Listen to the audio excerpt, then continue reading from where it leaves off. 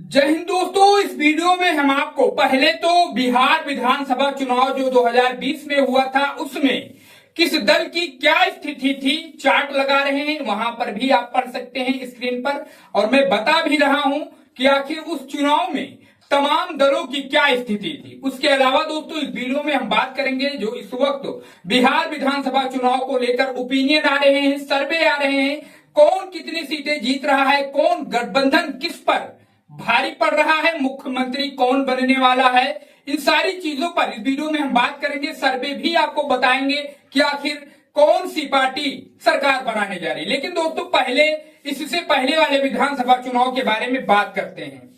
दोस्तों भाजपा ने यानी बीजेपी ने 80 सीटें जीती थी इससे पहले वाले चुनाव में। जदयू ने दोस्तों 45 सीटें जीती थी, जो नीतीश कुमार की पार्टी है, फिर भी वो मुख्यमंत्री हैं। राजद यानी लालू प्रसाद तेजस्वी यादव जी की पार्टी ने 77 सीटें जीती थी।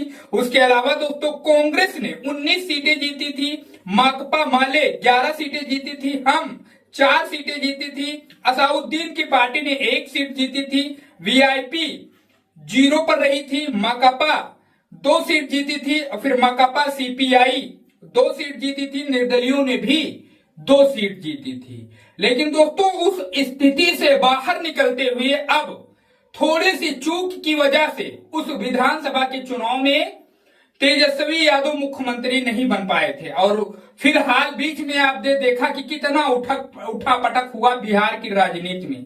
अब दोस्तों जो सर्वे आ रहे हैं, जो प्राइवेट एजेंसियां हैं वो सर्वे कर रही हैं, उसके अलावा हम जिसे गोदी मीडिया कहते हैं वो भी सर्वे कर रही है।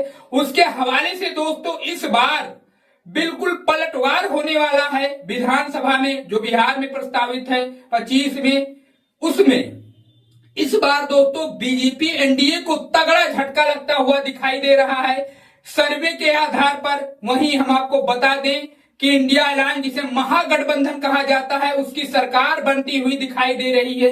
सीटों का आंकड़ा भी हम आपको बता दें कि इस विधानसभा चुनाव में जो है सीटों के आंकड़ों के हिसाब से अगर देखा जाए तो बीजेपी को 112 से 110 सीटों पर सीमित किया जा रहा है। उसके अलायंस के जितने भी कुंबे हैं यानी एनडीए में जितने भी दल शामिल हैं उन सभी को ले लिया जाए तो फिलहाल के सर्वे के हिसाब से वो 110 से 112 सीटों पर सीमित हो रही है। वहीं अगर महागठबंधन यानी इंडिया अलायंस की बात की जाए, लालू प्रसाद कांग्रेस की बात की जाए तो दोस्तों वो गठबंधन 126 सीटों का आंकड़ा पार करता हुआ नजर आ रहा है, यानी बहुमत का आंकड़ा वो टच करता हुआ नजर आ रहा है। महागठबंधन इंडिया अलायंस जो है बिहार में सरकार बनाती हुई दिखाई दे रही है। अब दोस्तों जिस तरीके से ये फिलहाल का सर्वे है, इसके बाद में जब चुनाव होंगे तब क्या समीकरण हो सकते हैं, किसके पाले में गीट जा सकती है, गोटी गिर सकती है, किसकी सरकार बन सकती है,